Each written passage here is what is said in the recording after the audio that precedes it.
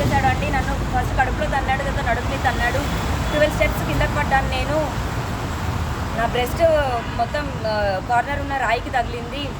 Police complaint ఇవ్వడం జరిగిందండి.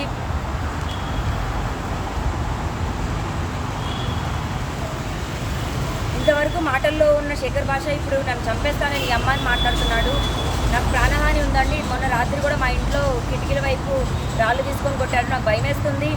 నాకు ఏం చేసినా సరే శేఖర్ భాష మాత్రమే కారణం అవుతాడు. ఎంత పర్సనల్గా తీసుకోకపోతే శేఖర్ భాష ఇన్వాల్వ్ అయ్యి మాట్లాడుతున్నాడు. మరి ఎన్ని డబ్బులు ముట్టాయో, మరి మగజాత ఆనిముత్యం అంటున్నాడు. అవేమి నమ్మొద్దండి. అండ్ ప్రీతి ఉదయ్ మాట్లాడుతున్న ఈ మాటలు ఏవి కూడా నిజం కాదు. నేను ప్రతిదీ నిరూపించుకుంటాను. ప్రీతి ఉదయ్ వాళ్ళకి నాకు ఈ డ్రగ్స్కి దానికి అసలు ఏం సంబంధం లేదు. ఒక డ్రగ్ కేసు అన్నది ఇన్వాల్వ్ చేసి నన్ను ప్రిజన్కి పంపించి దాని నుంచి నన్ను బయటికి రాకుండా పీడీ యాక్ట్ అన్న సెక్షన్ వేయించి నన్ను జైల్లో ఉంచాలన్నదే వాళ్ళ ప్లాన్.